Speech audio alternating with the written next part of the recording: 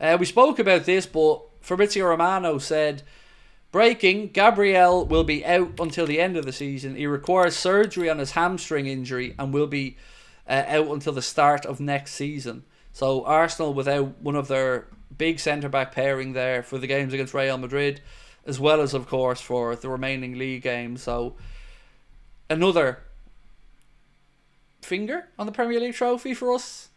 Certainly, look, it's not good to see a player get injured ever. But, you know, do you know what I've not heard mentioned, actually? Lots of talk about Arsenal's injuries this season in the media, and lots of talk about them being unlucky. But not much talked about why they might get injured. And I'd like to see a bit more of that, because Arne Slot has managed their injuries, I think, because of great work at Ruben Peters and trying, where possible, to measure minutes. I don't see that with Arteta. Arteta very much seems to be keep playing them, and then they get an injury, and then I feel like he rushes them back at times as well. So I'd like to see some acknowledgement that yes, Arsenal have had injuries this season, but look at the manager as to maybe why. Paris, I got to be honest, Craig, I'd love Gabriel as a centre-half. I do love Gabriel as a centre-half. I think he gets no credit. He's twice the player Saliba is. He's one of those players that if he's in your team, you probably love him. If he's one of your players, you probably love him and his antics. But playing against them, he winds up something fierce, doesn't he? He's one of those players.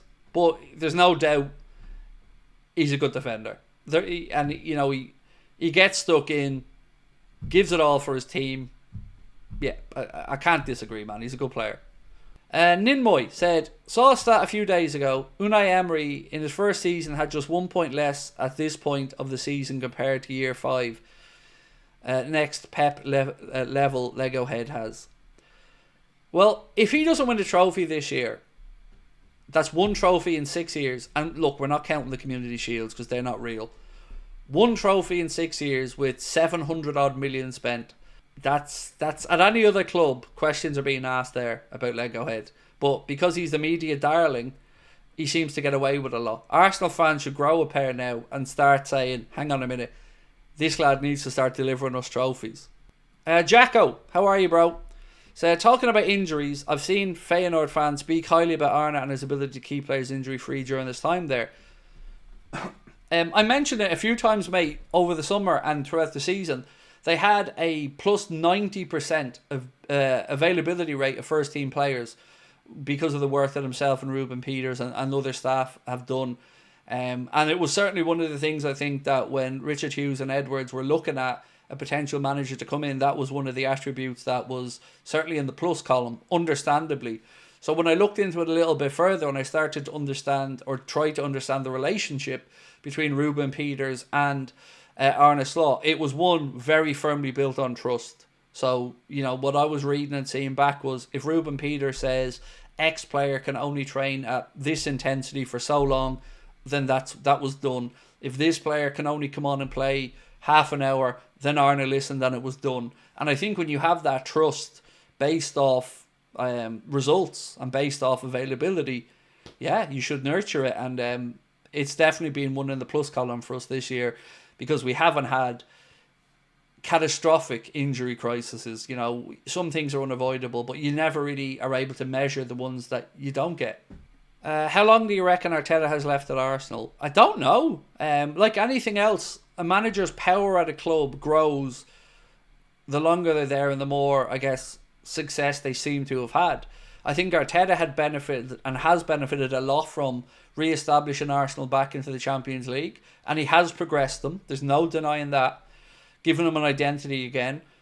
But at what point is that not enough anymore? At what point does the goalpost get shifted and trophies or a league title become the bare minimum? I guess that's an Arsenal question, but for me, I keep coming back to this. Would he last 6 years at Liverpool or Manchester United or Man City or Chelsea? No. Not with one FA Cup. Not a chance. But again, he seems to be very fondly thought of in the media because he's a Pep disciple and blah, blah. I think he's a very negative manager in the way he sets up his teams to play. I find Arsenal very boring to watch, in all honesty. And I think he's definitely a manager in the mould of don't lose rather than take the risk to win. But, Arsenal fans may have a different view. Will Slot be under pressure next season given the success of this season? I would say to a certain extent yes, but pressure's a privilege. As I think Billie Jean King said, pressure's a privilege, and you earn the right to have pressure. And Arna will have earned the right to be expected to do well next season because of what he did this season, but that will also come by being backed in the market as well. Muckarab said Arsenal fans keep saying next season. Well, next season will come around soon enough. Muckarab said without Saka, Arsenal are too vanilla. Well, I already seen that there's talk that he's going to have his contract renewed this summer, and that's going to be very interesting if that's the case, because the kid's on a loaded dough already. I think he's on about 300 if I'm not mistaken, and if he's going to be renewed already, this is what I warned about. Very quickly, his wages are going to start getting up to the £500,000 a week mark before he's 25, 26, and then Arsenal have a problem. So it'll be interesting to see how much of his wage budget stops them from maybe doing certain things in the Champions or in the transfer window. Infinite regression with Arsenal's title hope. Yep. See, the thing about Arsenal is, I think for them to win a title, they'll have to do what they've accused us of, which is maybe having a good season or a slightly better than average season when others haven't been at the standard. I'll never see them, like if Manchester City return back to their best next season and Liverpool continue on, I don't see them hanging with us or City, because not once have they put together a 90-point season.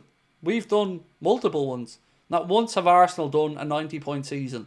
Now they keep using the term 89 points to give Arteta some credibility, but they never hit the 90-point mark. They were shiting on about doing it this season, and once again they've fallen short of it.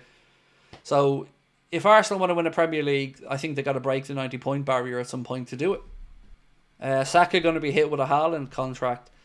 That's it, and that will have a knock-on effect. And, giving him that much money that young, I always felt was crazy. Like, there was no denying Saka's talent. But I think Arsenal have dug themselves a bit of a headache by giving him so much money so young.